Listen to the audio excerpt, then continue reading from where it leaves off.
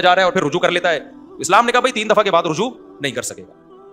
تو اگر یہ عورت کو بھی عدالت سے کورٹ سے خلا کا حق ہوتا, یک طرفہ خلا جسے کہتے ہیں, تو پھر اسلام کو اس تکلف کی ضرورت کیا تھی کہ بھائی کہ 3 کے بعد. اسلام کہتا ہے بھائی اس نے تو رہنا ہوگا تو 3 کے بعد, 4 کے بعد ہو یا 1 کے بعد ہو, نہیں رہنا ہوگا تو نہیں رہے گی, اس کے پاس تو ویسے ہی حق ہے کورٹ سے جا کے خلا لے لے. تو یہ اس لیے کہ کورٹ کے پاس یہ اختیار نہیں ہے. آج کل کے مذہبی اسکالر میں اتنی سینس تو ہے نہیں, اور یہ علماء پہ اعتراض کرتے ہیں, اتنی سینس تو ہے نہیں جو نئے نئے علماء کے علاوہ جو مذہبی اسکالرز آ رہے ہیں.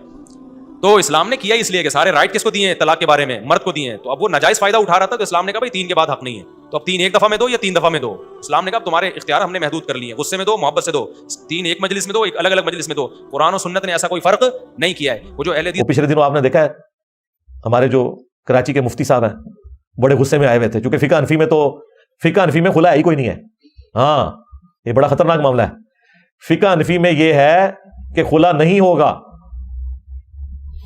جب تک خاوند طلاق نہ دے. کیس نمبر 8 نمبر, خلا لینے والی عورت شادی شدہ, یعنی اس کے خاوند نے اسے طلاق نہیں دی, نہ وہ بیوہ ہے اور نہ وہ ایسی عورت ہے کہ اس کی بھی رخصتی نہیں ہوئی, رخصتی بھی ہو چکی, مدخولہ بھی ہے, بیوہ بھی نہیں ہے, شادی شدہ ہے, خاوند طلاق بھی نہیں دے رہا, اب وہ طلاق لینا چاہتی ہے. یہ اس کو اللہ نے رائٹ دی ہے سورۃ البقرہ میں 229 نمبر آیت کے اندر. اللہ نے اسے رائٹ دی ہے. اب خاوند اسے طلاق نہیں دینا چاہتا تو یہ اس کا رائٹ ہے, وہ طلاق لے سکتی ہے. لیکن یہ علیحدہ بات ہے, وہ حدیث موجود ہے جامع ترمذی سنن نبی داؤد میں کہ جو عورت بغیر وجہ کے اپنے خاوند سے طلاق لے گی نا, قیامت کے دن وہ جنت کی خوشبو بھی نہیں پائے گی. ہاں لیکن دنیا میں طلاق اسٹیبلش ہو جائے گی, آخرت میں عذاب بھگتے گی. اس کو وائس ورسا کر لیں کہ جس مرد نے بھی زیادتی کی اپنی بیوی کے ساتھ, ناحق اسے طلاق دی, وہ بھی پکڑا جائے گا. لیکن قانوناً اگر ایک مرد طلاق دیتا ہے تو اب بیوی زبردستی تو اس کے ساتھ نہیں رہ سکتی نا. اس طریقے سے اگر ایک بیوی اپنے خاوند کے ساتھ نہیں رہنا چاہتی, بھلے کوئی وجہ نہیں ہے لیکن وہ چاہتی ہے میں نے نہیں رہنا, وہ اپنے خاوند کے ساتھ زیادتی بھی کر رہی ہے, قانوناً تو اس کو اسٹیبلش کیا جائے گا, سیدھی سی بات ہے. اور وہ ہے خلا کا اختیار. وہ حدیث موجود ہے ابو داؤد میں, سنن نسائی میں, الموطا امام مالک کے اندر. نبی علیہ السلام فجر کی نماز پڑھا کے نکلے, ایک عورت باہر کھڑی تھی, اس نے کہا یا رسول اللہ میں اپنے مرد کے ساتھ نہیں رہنا چاہتی.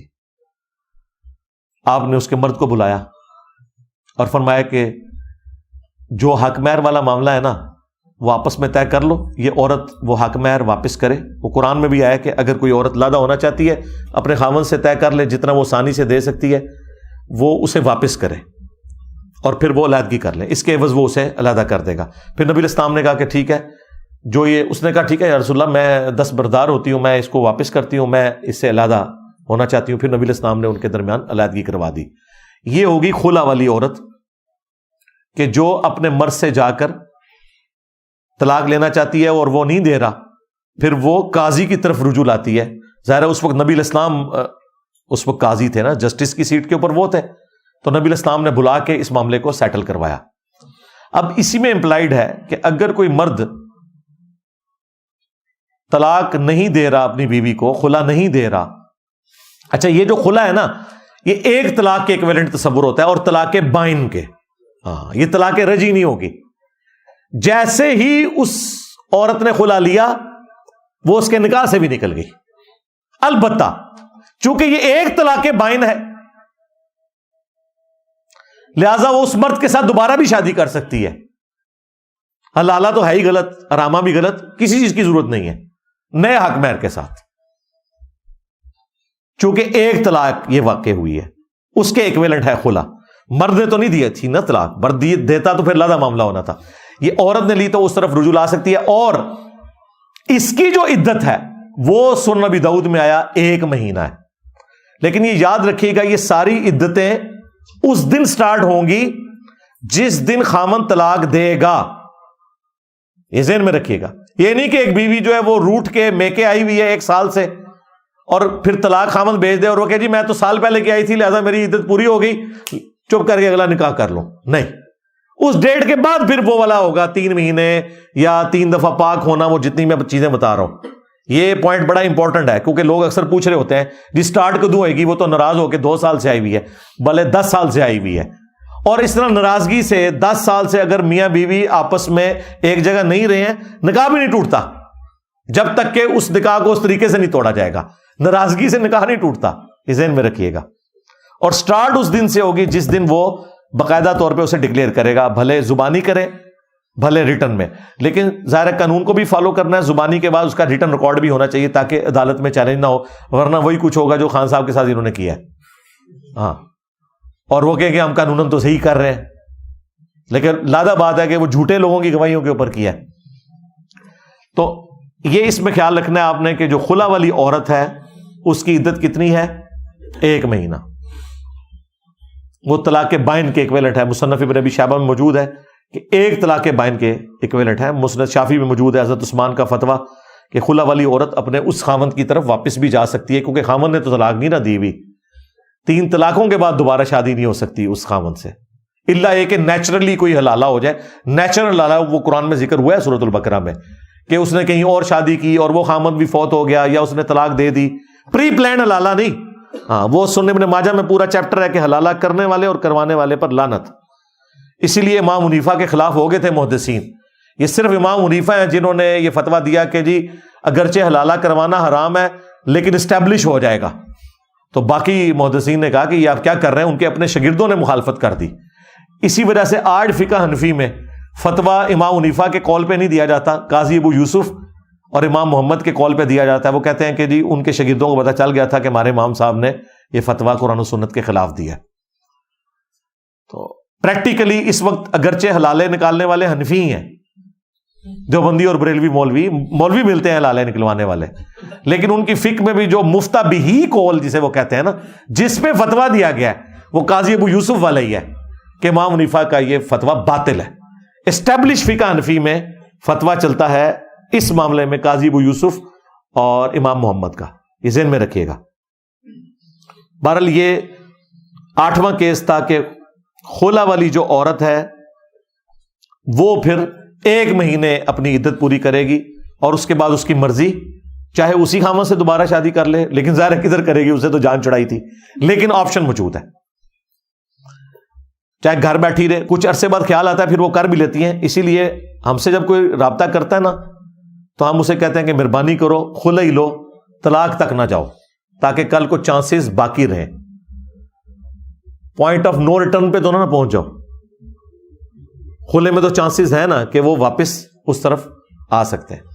یہاں پہ بعض اوقات ایسا ہوتا ہے خامند اتنے ظالم ہوتے ہیں کہ کورٹس ان کو بلاتی رہتی ہیں اور وہ جاتے ہی نہیں ہیں. الٹیمیٹلی ایکس پارٹی ڈیسیژن ہو جاتا ہے عورت کے حق میں. بعد میں پھر وہ مولویوں کو لے کے نا عورتیں عدالتوں پہ چڑھائی کر دیتی ہیں. وہ پچھلے دنوں آپ نے دیکھا ہے ہمارے جو کراچی کے مفتی صاحب ہیں بڑے غصے میں آئے ہوئے تھے، چونکہ فقہ حنفی میں خلا ہے ہی کوئی نہیں ہے.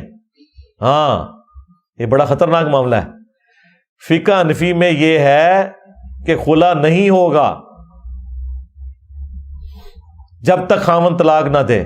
عدالت تنسیخ نکاح نہیں کر سکتی. یعنی کہ اگر کوئی مرد اپنی عورت کو مارتا ہے، پیٹتا ہے، غلام بنا کے رکھے، ٹھیک ہے، وہ وہیں مر جائے، عدالت میں جائے گی تو وہ تنسیخ نکاح جج نہیں کر سکتا. اس پہ مفتی صاحب بڑے بھڑکے ہوئے تھے کہ جی یہ ججوں کی بیویاں نہیں ہیں، جج اپنی بیویوں کو طلاقیں دے، لوگوں کی بیویوں کو طلاقیں. بھائی کیا کریں جج؟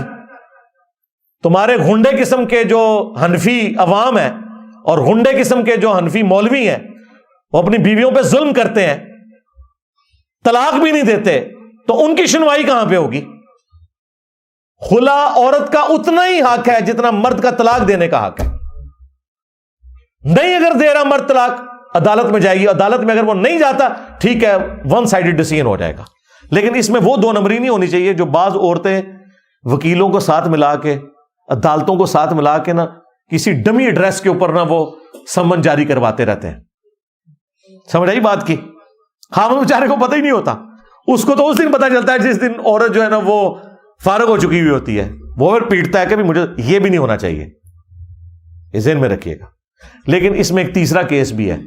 بعض عورتیں اس طرح کا کام اس لیے بھی کرتی ہیں کہ جیسے ہی خاوندوں کے پاس سمن جاتے ہیں نا، خاوند مولویوں کو بیچ میں انوالو کر لیتے ہیں، عدالتیں پھر ڈیسیژن نہیں دیتی ہیں۔ تو پھر یہ ہر عورت نے خود اپنے لیے فیصلہ کرنا ہے کہ اس وقت اس کی کیا سچویشن ہے، یہ اس کا رائٹ ہے۔ اگر عدالت تنسیخ نکاح کر دیتی ہے تو بس خلا اسٹیبلش ہو گیا، اور ڈاکومنٹ آپ نے بہرحال وہ حاصل کرنا ہے۔ اگر ڈاکومنٹ کے بغیر آپ نے اگلا نکاح کیا تو آپ کے خلاف پھر وہ کیس، وہی عدت کیس بنا دیں گے آپ کے اوپر، ہاں یہ ذہن میں رکھیے گا۔ اور وہ جو آپ کا دوسرے والا مرد ہے وہ بھی پھنس جائے گا بیچ میں، پھر وہ بدکاری والا کیس بھی بنا دیتے ہیں۔ وہ پھر آپ پتہ نا وکیلوں کے پاس تو پورے فارم بنے ہوئے ہیں نا، اس میں تو پہلے سے ہی پرنٹ ہوا ہوا ہے، اسی لیے جب وہ عورتیں خلا کے لیے دعویٰ کرتی ہیں نا تو یہ بیڑا غرق زیادہ تر وکیل بھی کرواتے ہیں، اس میں پہلے سے لکھا ہوتا ہے خاوند نشہ کرتا ہے، مارتا ہے، پیٹتا ہے، اور وہ وکیل کہتا ہے سارے ٹک کر دیتے نے میں۔